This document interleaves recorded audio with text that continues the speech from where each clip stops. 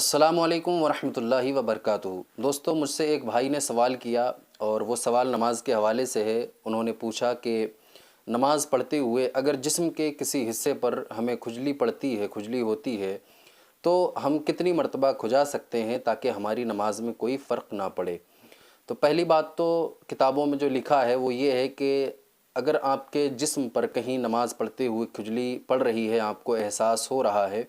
تو برداشت کرنے کی کوشش کریں اور نماز سے فارغ ہونے کے بعد آپ جو ہے وہ کام انجام دے سکتے ہیں۔ اور اگر اتنی تیز ہے کہ آپ برداشت نہیں کر سکتے تو اس کا بھی علماء نے مسئلہ بیان فرمایا ہے۔ حضور اعلیٰ حضرت فتاوی رضویہ کے اندر بیان فرماتے ہیں کہ اگر نماز کے اندر کھجلی پڑ رہی ہے تو جسم کے جس حصے پر بھی کھجلی ہو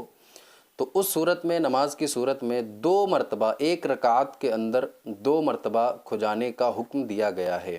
یعنی ایک رکعت میں 2 مرتبہ آپ نیت سے اپنا ایک ہاتھ کھول کر کھجا سکتے ہیں۔ تو اگر آپ کے جسم پر کہیں بھی کھجلی ہے تو اگر وہ کھجلی آپ برداشت نہیں کر پا رہے ہیں تو 2 مرتبہ آپ کو اجازت دی جاتی ہے کہ آپ 2 مرتبہ اپنا ایک ہاتھ نیت سے کھول کر کھجلی کر سکتے ہیں، کھجا سکتے ہیں اپنی تسلی کے لیے، کیونکہ نماز میں خلل ہوگا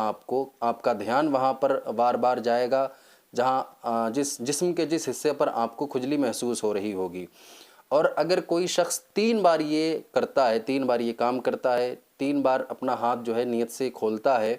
تو اس صورت میں جو ہے نماز فاسد ہو جائے گی، پھر اس کو دوبارہ نماز اپنی ادا کرنا ہوگی۔ تو مجھے امید ہے کہ آپ لوگ اس مسئلے کو اچھی طریقے سے سمجھ گئے ہوں گے۔ اگر سمجھ گئے ہوں تو یہ مسئلہ اپنے دوستوں رشتہ داروں کو سینڈ کر دیں اس ویڈیو کو، تاکہ